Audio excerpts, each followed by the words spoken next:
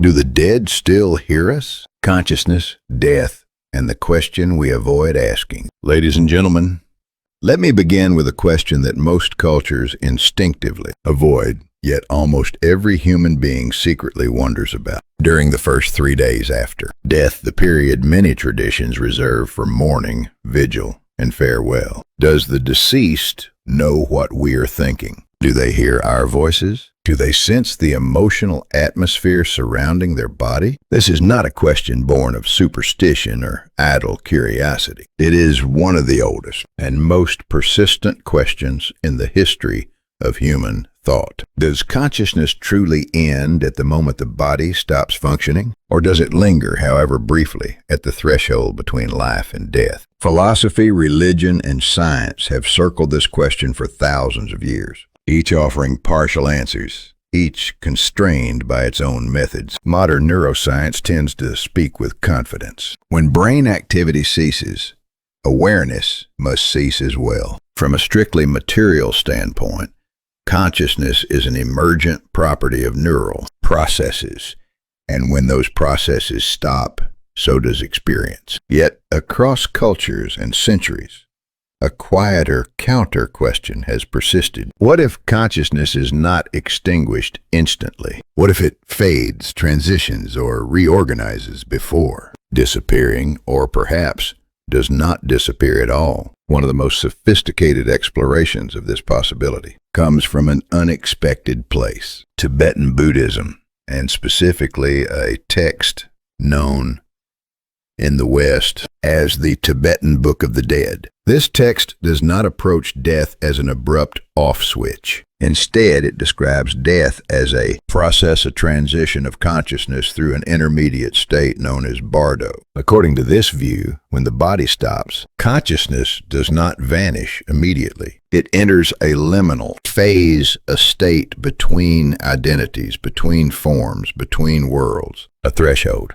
In this state, the consciousness is said to be awake, even heightened, freed from the dulling filters of physical sensation, yet still sensitive to emotional resonance. This is why many traditional cultures instinctively behave as if the dead are still present, speaking softly, recalling memories, offering prayers, maintaining composure, not because of naive belief, but because of an intuition older than doctrine, that presence may outlast function. From this perspective, the act of speaking to the deceased is not merely for the comfort of the living. It is a form of relational continuity, a recognition that consciousness may still be listening, not with ears, but with awareness. Tibetan Buddhism does not claim that the dead hear words as we do. Rather, it suggests that emotional tone, fear, peace, attachment, love, may be perceived as subtle vibrations,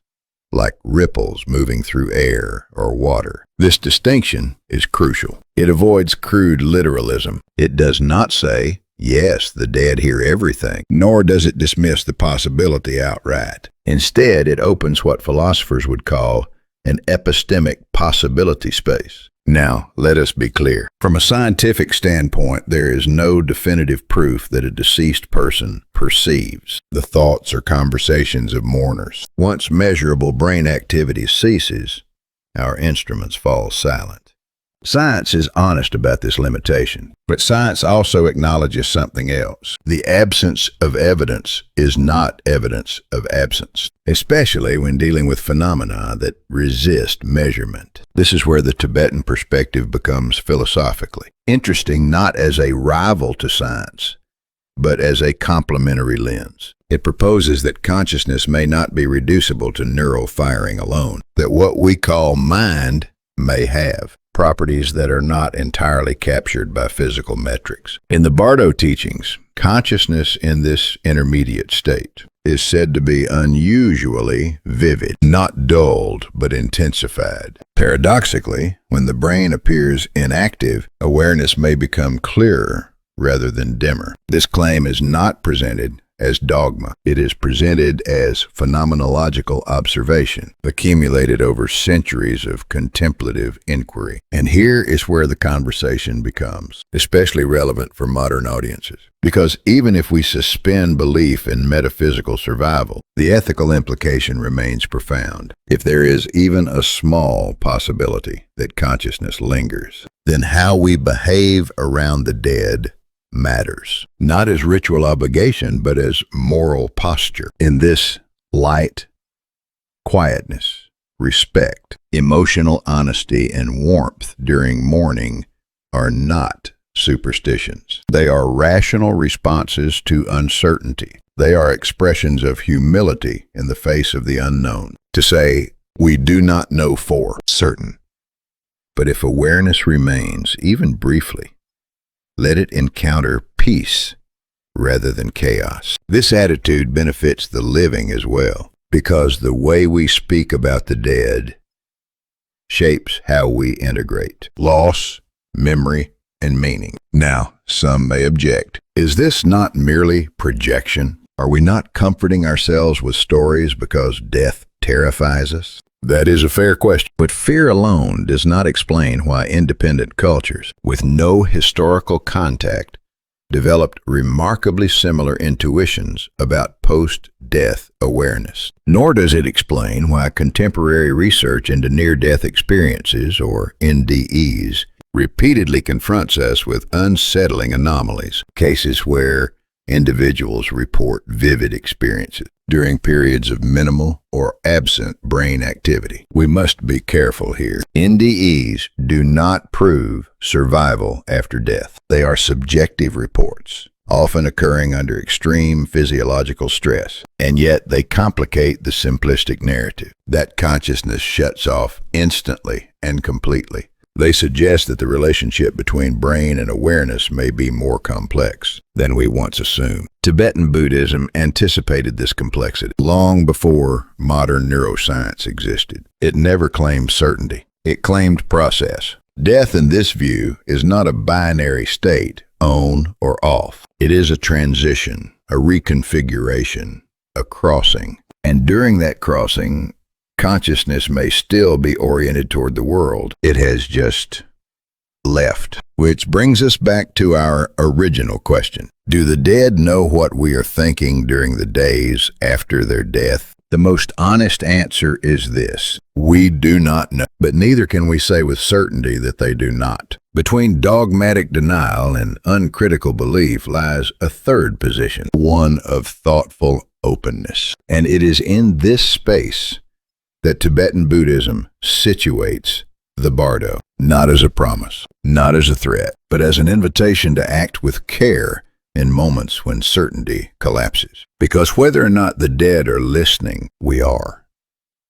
And how we conduct ourselves at the edge of death reveals how deeply we respect the mystery of consciousness itself. In the next part of this lecture, we will move from philosophical reflection to empirical inquiry. If consciousness does persist, even briefly, what do those who returned from the brink actually report seeing, hearing, and experiencing? To explore that, we must turn to documented near-death experience cases and examine how strikingly they resonate with the ancient map of the bardo. If this exploration of consciousness, death, and the limits of knowledge resonates with you, I invite you to subscribe and continue this inquiry with us, because the question of what happens after death is ultimately a question about how we choose to live and how carefully we speak, even when we believe no one is listening. What happens to consciousness at the edge of death? Patterns, evidence,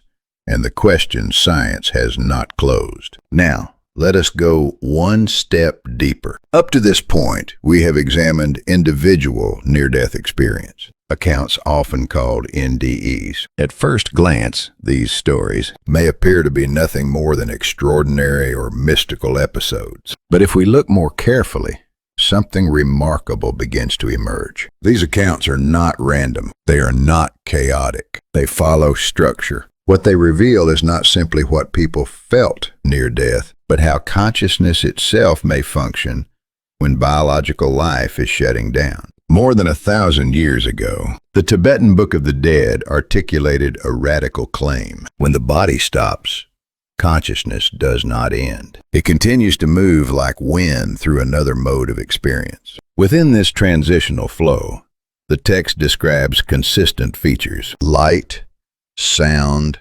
separation from the body, and a new way of perceiving reality. What is striking is how closely modern NDE research echoes this ancient map. Let us examine several representative cases not as proof, but as data points that demand interpretation. Pam Reynolds, 1991, Perception Without a Working Brain. Pam Reynolds underwent a rare surgical procedure in which her body temperature was lowered to 15°C. Her heart stopped. Her brain waves flattened. By all conventional medical standards, conscious perception should have been impossible. Yet afterwards, she described observing the operating room from above, including the appearance of a surgical instrument she had never seen before, and conversations that were later confirmed by medical staff. In Tibetan terms, this resembles what is described as the separation of consciousness from the physical body, sometimes called the subtle body. The question is unavoidable. How does perception occur when the brain is offline? Anita Mourjani, 2006, The Message Beyond Fear. In a coma from terminal lymphoma, Anita Mourjani reported encountering her deceased father, who delivered a single message: live without fear. She returned to life, and against medical expectations, her cancer rapidly regressed. From a Tibetan Buddhist perspective, this would be understood as an encounter with a luminous presence, offering insight that dissolves deep karmic fear patterns. From a Western philosophical perspective, the question is different. Why do so many NDEs produce lasting ethical transformation? Eben Alexander, 2008, Awareness After Cortical Shutdown. As a neurosurgeon, Eben Alexander was intimately familiar with the brain. During bacterial meningitis, his neocortex, the seat of higher cognition, ceased functioning. Yet he later reported an overwhelming realization: all is well. Tibetan Buddhism refers to this as contact with the clear light, a foundational awareness encountered at the moment of death. Whether interpreted spiritually or phenomenologically, the implication is the same. Meaning and coherence were experienced without cortical process patterns, not isolated stories. Across decades of research, from Raymond Moody to Pim van Lommel,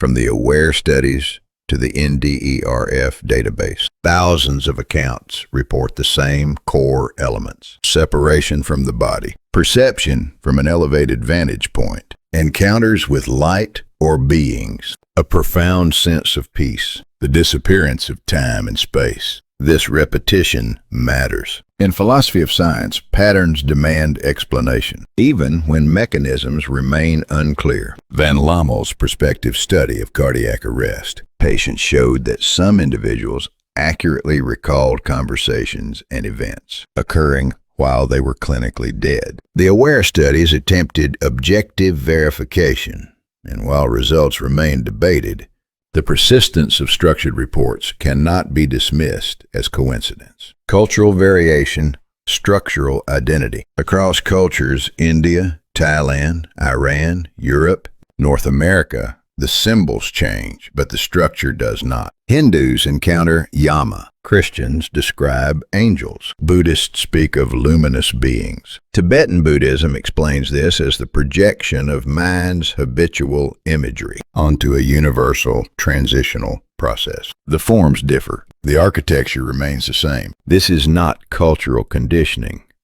It is structural phenomenology. Children and the absence of conditioning. Perhaps most unsettling are NDE reports from young children, individuals with no theological training, no cultural indoctrination, no expectation of death narratives. They say things like, "I was floating. I saw my body. There was light, and it felt kind." These accounts closely resemble what Tibetan texts call the primordial luminosity of awareness, a direct, unconstructed experience. This challenges the idea that NDEs are merely learned, stories replayed under stress, memory that does not fade. Longitudinal studies show that survivors repeat the same descriptions months and years later with little variation. This persistence aligns with the Tibetan claim that experiences in the bardo leave deep cognitive and emotional imprints, even after returning to physical life. Not hallucinations that dissolve,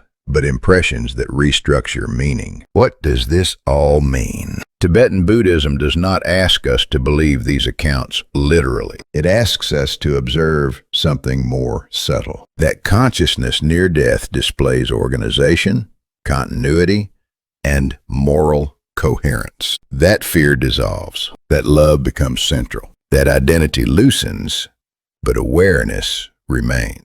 And that when people return, they almost universally report the same message. Love more, fear less. This life matters. The philosophical implication. We arrive inevitably at the deeper question. Is consciousness merely a byproduct of the brain, or is the brain a receiver, not the source? Science has not closed this question, and philosophy would caution us against premature certainty. What we can say is this: at the boundary of death, human consciousness behaves as if it is more than biological noise. Whether this reflects survival, transition, or a deeper layer of mind remains open. But the pattern is undeniable. Near-death experiences do not prove what happens after death, but they strongly suggest that consciousness does not collapse into nothingness as abruptly as we once assumed. Tibetan Buddhism mapped this terrain centuries ago, not as mythology, but as phenomenology. Modern research across cultures and disciplines is now circling the same insight from another direction. And perhaps that is the real invitation here. Not to choose belief over science, but to recognize that human consciousness may be deeper, stranger, and more resilient than our current models allow. If this exploration resonates with you, I invite you to subscribe and continue this inquiry. Because to ask what happens at death is ultimately to ask what consciousness truly is and what it means to live well before we ever reach that threshold.